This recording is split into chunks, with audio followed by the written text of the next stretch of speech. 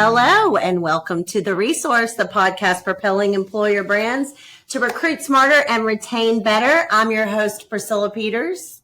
And I'm your other host, Scott Dismuke, and we are actually in the same room. In the studio together today. Look at us. First time, I think, since we did the Christmas episode. First season. Season Which, 1. by the way, isn't this like season 3? Is this season 3? This is season 3. Yes. Our podcast producer, Sydney's giving us 3. So we hadn't even talked about that. But third season. And we're kicking it off together. How appropriate is that? It's does this mean they won't be able to do the baby face thing like they did to us the last time? I don't know. I've gotten I have too.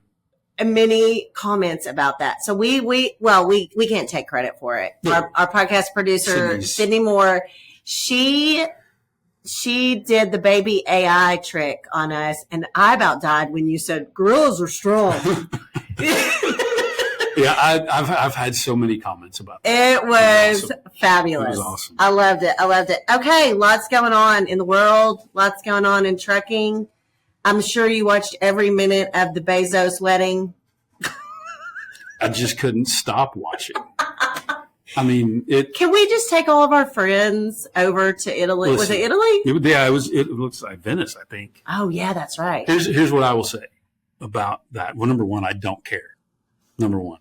But number two, where I do care is I have Amazon packages on my porch more days of the week than I don't. Yeah. I paid for some of that wedding. And I didn't even get an invite. 100% you did. No invite. So did I. Was not invited either, but I'm glad it all went well. I don't. Apparently, you know what I liked? I liked seeing all the guests get off the boats. Here comes Oprah. Here comes, all the big celebrities getting off the boats, going to all the things. It was You have seen far more of it than I did. Yeah. I've given all the knowledge I have about it. I didn't get an invite. That's all I know. I didn't That's all I know. Yeah. So that's one of the things kind of going on in the world. In trucking, I will say it feels like there's been a bit of a shift, at least in some sectors. Yeah, in some. It's about half and half for us. Half of the carriers we talk to are starting to see some positivity. The other half aren't. Yeah. And, I think you and I both sat in on a webinar that Bob Costello did. Mm-hmm. I think the word that he used most in that 30-minute talk was uncertainty. Mm-hmm. I think he said that probably 30 times in the 30 minutes. And I mean, here we are today. We just, I think Trump extended the tariffs to August. So, I think there's still some stuff out there. I think, everything that I'm hearing is that if we can get some new trade deals, then things could really be rocking and rolling. I will say this. I do think, and I think you guys are hearing this too, we are seeing turnover go up. Mm-hmm. We're hearing that a lot. Yeah. And I've said it on this, I think the last 2 or 3 episodes, that as the economy improves, I feel very strongly that we're going to have a major driver turnover issue. Yeah. That's going to hit us right in the face. Yeah, I think you're right. And I just think that we've been so comfortable, and we're going to dive in here in a second, but I think we've been so comfortable for the past 2.5, almost 3 years now, meaning, just capacity needs have not been what they normally are, what we're kind of used to from being in the industry as long as we have been. And now that we feel a little bit of a needs rising from a driver standpoint, everybody's like, what do we do? Yeah. And so I think that, there's a little bit of that. We're going to kind of dive in. Good thing is we have just surveyed carriers. Mm-hmm. And so we always talk about the driver survey, but this episode, we're focused on a carrier survey that we are getting ready to release. And it's got a lot of interesting data. So just kind of, we'll give you a feel. If you're a viewer or a listener and you are a carrier, you'll begin to understand what others are dealing with and what their thoughts are. And this is exciting because this is the first time we've done a carrier survey. Yeah. We've done the driver surveys, 2 of those each year. And as we were kind of looking at this year, there's always kind of a lull in the summer, kind of in between our 2 surveys. And we thought, it'd be a good idea to hear what the carriers are saying. And so this is the first time we've done this. I think, unless something changes, we're going to do this now each year. So I guess we can say it will be annual. Yes. So yeah, it was really interesting to hear what, what carriers had to say about what's going on. Yeah. So we're going to dive into the carrier survey, but first we are going to hit our final mile first 5, sponsored by driver.jobs, your destination for hiring the drivers you need for your final mile operations. Driver.jobs, matching the right drivers with the right opportunities for every last mile. Now, Scott, this is normally when we would do our first 5. If we have a guest, we ask the guest 5 fun questions just to kind of break the ice, right? Yep. But we're not going to do that today because you and I, we know each other well, but we have one first 5. So we have one question for both of us, which I do love this. I do love this question that Sydney came up with. It says, if your life had a theme song every time you walked into a room, what would it be? So I'm going to show my age here a little bit. And hopefully there's some older folks that are, I say older, people that are our age. I would want my theme to be the theme song from the original People's Court with Judge Wapner. Yes. It's got that great bass line in it. Yes. I love Judge Wapner. That's what I would want. I mean, if you got to listen, I wish we could play it because we'll put a link to it in the show notes. Yeah. I think that's very dramatic. I like it. Well, so I thought about this differently. I thought about like theme song for my life, not like my at-bat song. Yours sounds more like your at-bat song. If I'm walking into a room. I was thinking of like, what is the theme of my life? And I'm thinking, do-do-do-do-do-do, like. Jaws? No. Well, we'll put the link so that I don't have to sing it. But I'm going Living on a Prayer. Okay. Bon Jovi. Okay. I mean, pretty much that's what I'm doing, is living on a prayer every day anyway. Yeah. So, that's like the question was walking into a room. I know. But I got, if you had a theme, I just ended at themes. When I was in college and we still had answering machines, we don't have those anymore. I literally put that. Living on a Prayer? No. People's Court theme. I put that on there, my answering machine for people. I know you did. I did. I know for a fact that you did. Yep. So, okay. Yeah, that's my answer. People's Court. Listen to it. Judge Wapner. It's the best People's Court. It's better than what. Better than Judge Judy. Better Judge Wapner. Well, I don't know about Judge Judy. Judge Judy's pretty amazing. I do love her. Yeah. But I loved Wapner. But better than all the others. Yeah. Okay. Final mile, first 5, sponsored by driver.jobs. That's what that was. Okay. So we're going to dive into our carrier survey. Like Scott said, this is the first time that we've done it. Conversion has done just like, we survey our clients, but this was an industry-wide survey that we did, and we got some interesting stuff. So let's dive in, Scott. All right, let's go. So first question, what factor or factors do you think play the most significant role in making it difficult to recruit or retain drivers at your carrier today?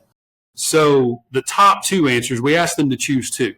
So we had several answers. The top 2, which were actually tied, was at 54.5% flood of uncommitted drivers wasting recruiters' time, and 54.5% said driver churn, short-term drivers who are always, quote unquote, open to work. Third, at 30%, was ease of applying for drivers requires no genuine intent or interest. Obviously, a lot of this is kind of up your alley. What do you think?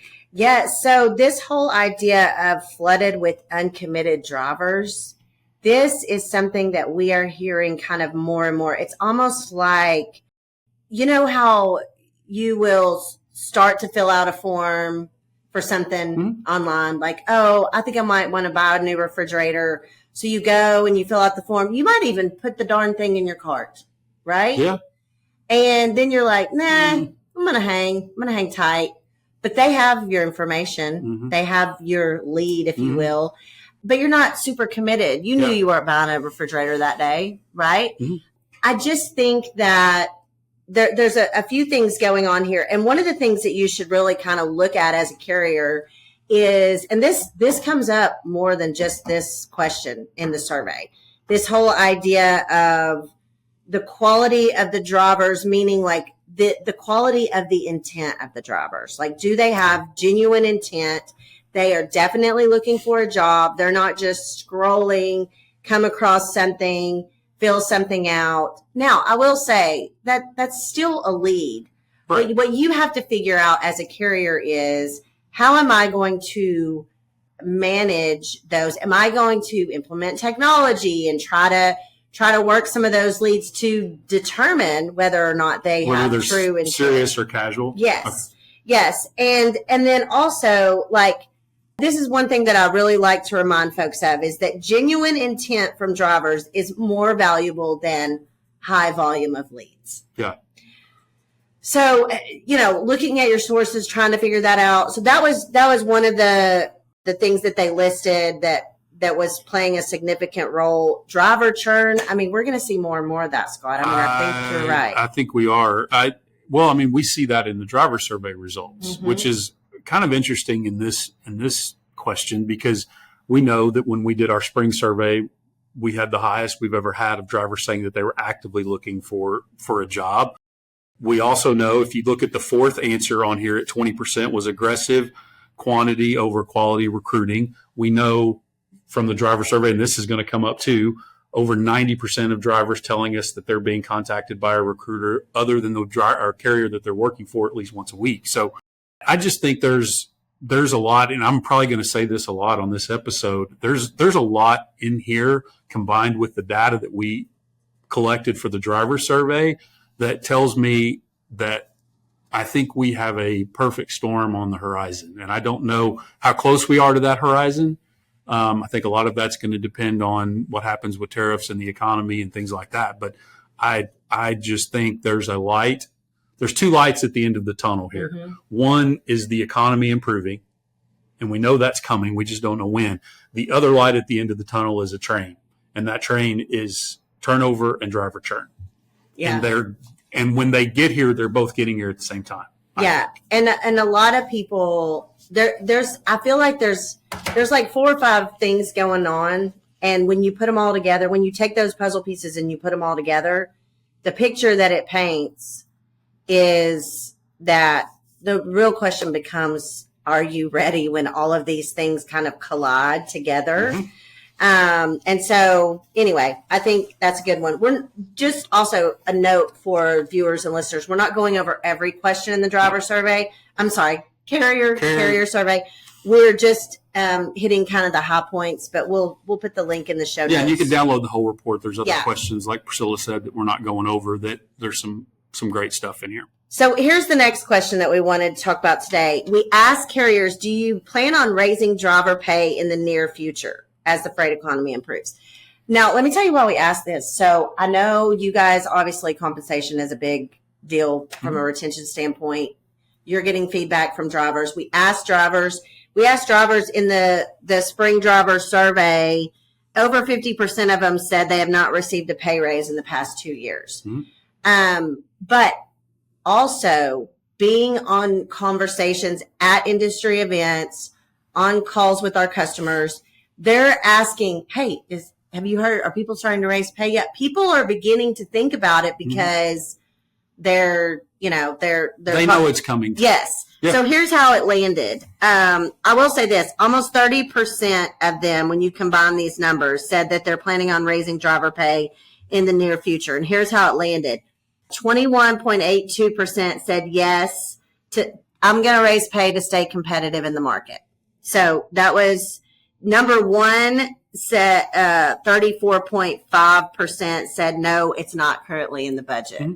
We all know the budget's firm until it's not. The budget's firm until freight gets better, rates get better, and drivers start churning. Yeah, and we're not saying you should raise driver pay. That's not what we're saying. Matter of fact, a lot of people are getting creative with their pay packages, and they're quote unquote raising pay in other ways. I've said for a long time that if your drivers aren't getting miles, it doesn't matter what you're paying. Yeah.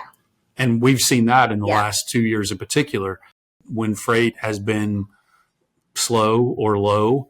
And we're going to talk about this here in a second. If drivers are complaining about pay, you need to know why. Yeah. Because our data has told us since we started collecting it 10 years ago, the drivers complain more about miles than they do about pay rate. So the pay rate thing is important. as far as staying competitive, as the 21.8% said.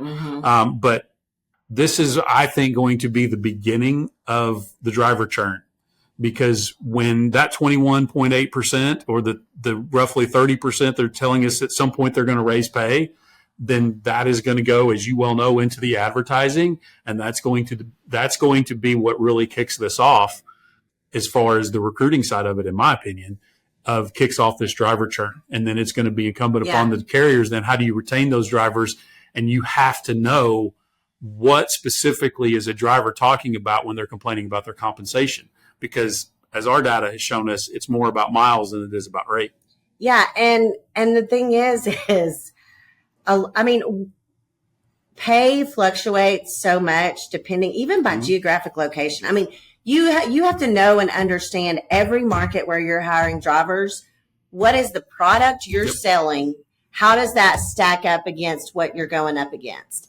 And, you know, a lot of people don't know that. They're like, we're just not hiring drivers.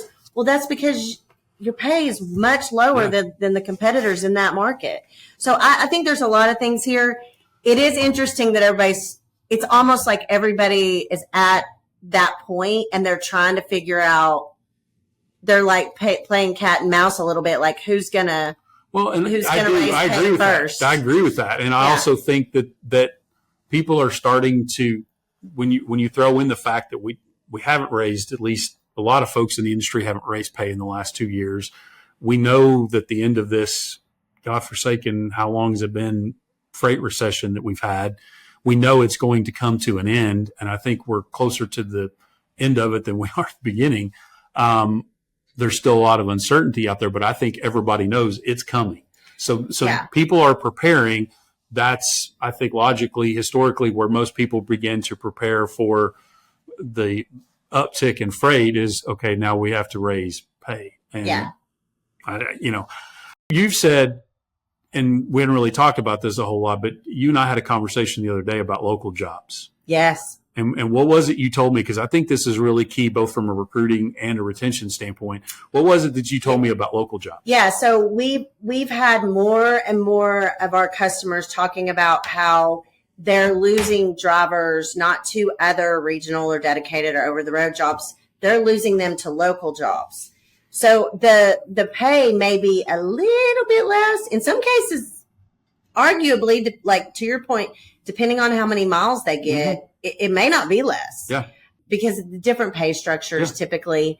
But their home, the lifestyle, these generations that are coming up that are younger than us, they value work-life balance almost more, and the home time more than they do. No, I'm not saying pay is not important. You're right. But if that local job is competitive with a regional or an OTR job or even a dedicated job where that driver can be home at some point during the day, each day, that's going to be interesting to see what happens, because going again back to the spring survey, what was the top thing the drivers told us that they were looking for? Predictable home time. Right. Yeah. Predictable home time. And it's usually flips back and forth between predictable home time and predictable pay. And I think that there's going to be more local jobs added into the market, because if you think about it, everyone is delivering now. Everyone, I mean, all of these retailers specifically have realized to compete with Amazon and Walmart, and they're going to have to, I mean, it's Prime Week this week. It's Prime Week for everybody. It's not just Amazon it has to be anymore. Prime Week. He's got to pay for that wedding. But I'm saying the local driving job needs are going to continue to rise. You're right. And so we're going to have to, as an industry, figure that one out. Well, I will just say this. We move on to the next question. When this starts happening, when the companies start raising pay and it starts getting advertised, just watch. That's when it's going to snowball. So, okay. Next question. When it comes to retaining drivers today, what are your top challenges? We asked them to choose their top 3. I will give you the top 3, and we can talk about some of these others as well. Number 1, at 64.6% driver satisfaction with their compensation pay. We'll get into that here in a second. 34.5% said high turnover from new hires, and at 32.7% constant recruitment by competitors. What do you have to say about this? Well, I mean, I don't think we were surprised at any of these. I will say, like, and I know we keep saying it, but like a lot of this mirrors what the drivers said. Yeah. So, I mean, and you mentioned this earlier, but in the spring driver survey, 91% of drivers said they're contacted. I mean, from another carrier at least once a week. I think at the end of the day, and I know I get on this soapbox all the time, but the reality is if you do not have a strategy for how you're recruiting your current fleet, once you get them, that is just the beginning. That is the hire. It does not end at the hire. And, there's a lot of companies that do that not a lot. There's a handful of companies that do that very well. I think others are going to have to start doing that. I really do. I agree. And I the new hire part, if everybody that we talk to, if you ask them, and it even says this, and we're going to talk about this, do you have a retention program? Everybody says yes.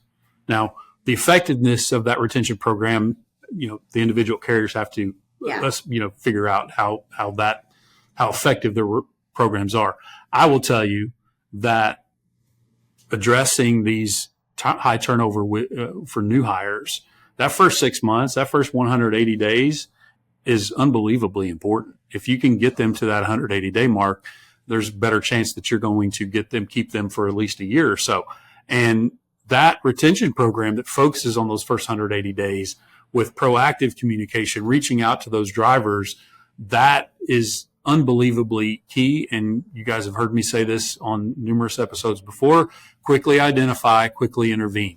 If you don't have the ability to do that with your new hires, where you can identify the driver that's having a problem, you can quickly intervene to fix or address that problem, then you're going to have high turnover with your new hires. That's just, unfortunately, that's the way the trucking has become.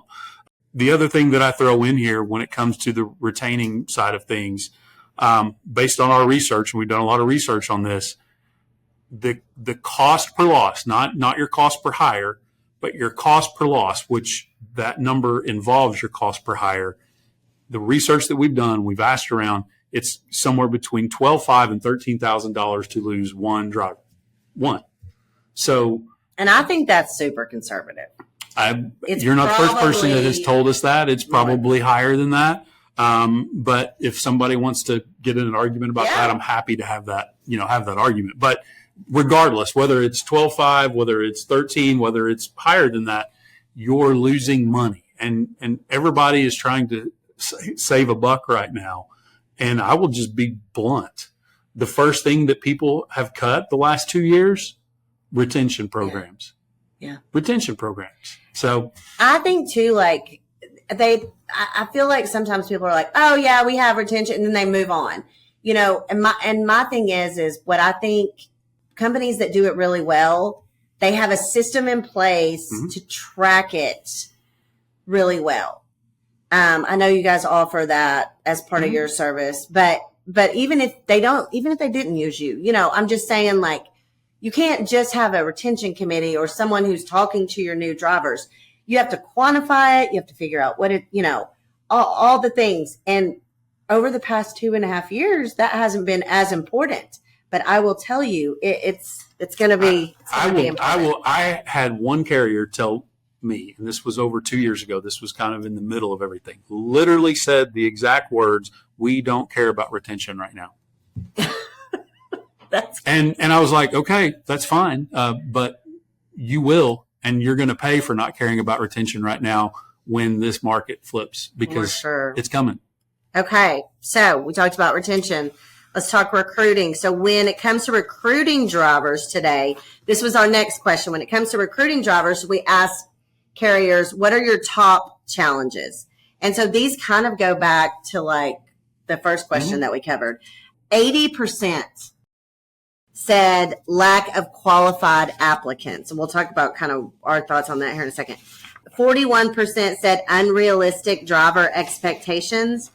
I really want to know specifics on that. But But, matter of fact, I'm in having conversations with carriers, I'm going to ask that. Competition from other carriers, 30.91%. Our driver pay isn't competitive enough. 27% said our pay just isn't competitive enough. They know it. They just maybe are in a position where they can't change it at this point. Out recruiting turnover, 21.8%. I know, Scott's over here. Well, yeah, I mean, it's impossible. It's a dog chasing their tail. Yes, exactly. Time to hire, 18%. Cost of recruiting and advertising, 14%. Finding good recruiters, 9%. Kind of goes on down. So 80% said lack of qualified applicants. Now, here is one thing that I think is interesting that a lot of people are talking about right now. And it's this whole idea of, over the past 2.5 or 3 years, we've been in a position where, because carriers didn't need to hire as many drivers, they could literally say, guess what? I don't need 50 a week now. I need 35. Right.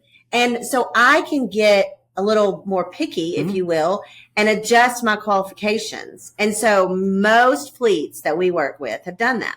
Maybe they say, okay, I want 2 years of experience instead of 1, or maybe they, specific things relating to how you define a qualified driver for your fleet. Okay. So now that capacity is starting to tighten back up, they're like, well, quality of the driver. Yeah. And I'm not saying there's probably not some truth to that. Like there's probably some truth to it is difficult to find a quality. But I do think also some carriers are going, you know what, y'all, we need to go back and look at our qualifications. We certainly still want a top tier driver. Is there anything in our qualifications that we changed that maybe we want to revisit? Or, when we think about, a lot of carriers are saying, we closed our school or we closed our training program even during COVID and even post COVID, and some didn't bring that back. And they're having trouble finding the quality of drivers that they were building out of those types of programs. There's a lot of different things related to quality here. Yeah. And I would be interested in knowing how many carriers based on this look at their qualifications that they have now and then go back kind of that time of post-COVID, pre-freight recession, and what were the requirements then? And how many of them, like you said, if you have companies out there that don't care about retention, then they're probably being a little more picky about drivers. And I get that. There's a lot of safety in there. There's insurance. I get all of those things, but how picky are we? Yeah.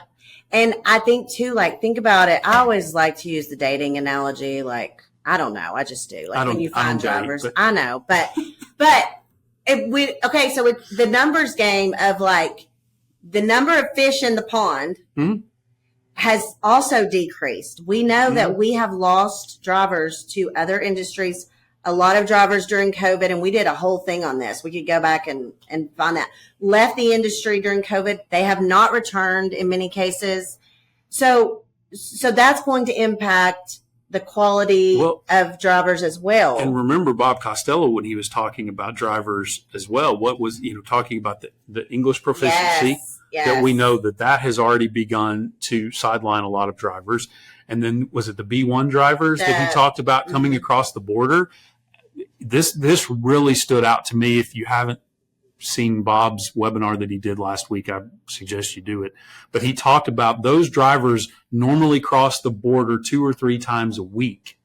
And they've seen that shift from 2 or 3 times a week to about once every 3 weeks. And they've been asking these drivers, and what's been happening is these B1 drivers are coming into the United States, and carriers in the United States are convincing them to get out of their foreign-based truck and get into one of their trucks and haul domestically, which, as Bob said, is highly illegal. And he made a very big point on this webinar and said the Department of Homeland Security is really going to start cracking down on this. And so you're going to have the English proficiency, and you're going to have a lot of these B1 drivers. If they start cracking down on that, that's going to be a lot of capacity that's going to exit the market. Impacts the pond. And so the pond is staying the same size, but the fish. Yes. Another piece of data that came out of this carrier survey, it was not related to this question, but another one, but I think it ties in here, is 67% of carriers. We asked, are you expecting to grow your fleet in the next 12 months? 67% said they were in some form or fashion, whether it be just, significantly or slightly. So, that's 2/3. More freight, need more trucks, need more drivers, it's, again, all the puzzle pieces. They're all coming together. I mean, even if you look at the equipment side of this, that was the other thing that Bob mentioned, is that people are delaying orders, and we're seeing that in our data. I'm in the process of pulling together our Q2 data right now, and we're seeing an increase in equipment issues because carriers are now delaying their schedule from a trade-in standpoint because of so much uncertainty in the market. They're not getting new trucks. They're not getting new trailers. And so now the life cycle of that truck is being expanded. It's getting higher mileage, and the trucks are breaking down, which, by the way, goes back to compensation. If you're paying attention or have ever paid attention to anything we've ever said here, equipment issues, a lot of times, if that driver's in the shop time after time, one of the data points we've seen an increase in recently is drivers complaining about miles because of multiple and recurring breakdowns. Yeah. And that goes in line with what we're hearing. We're not ordering new trucks. Trucks are now older, more miles. They break down more frequently. Yeah. It's good stuff. Yeah. A lot of good stuff. A lot of stuff happening. Listen, we want to say a big thank you if you were one of the carriers that filled out this carrier survey. Thank you for filling it out. It's super helpful. Obviously, we would never share any individual. We don't even ask for name or company name anyway. We don't. But yes, we really appreciate it. Hopefully next year, if you didn't fill it out, you can fill it out next year and help us get some good information. We will link it in the show notes. You can also find it on the PDA or the Conversions socials. So, good episode. This was fun. This was fun. Yeah, we have to wait another 3 seasons before we do it again. I know. Next month, we'll be doing our Q2 data rundown. Mm-hmm. So we'll have more data for our next episode. So thank you so much for listening. And give us a virtual high five if you would like by leaving a rating or review on your favorite podcast platform. We would really appreciate that. Be sure to hit that subscribe or follow button so you don't miss an episode. And if you have any questions or feedback, you can reach out to us on social media, or you can drop us an email. All of those details are in the show notes below, and we'll be back next time. And guess what? We're a month away from football.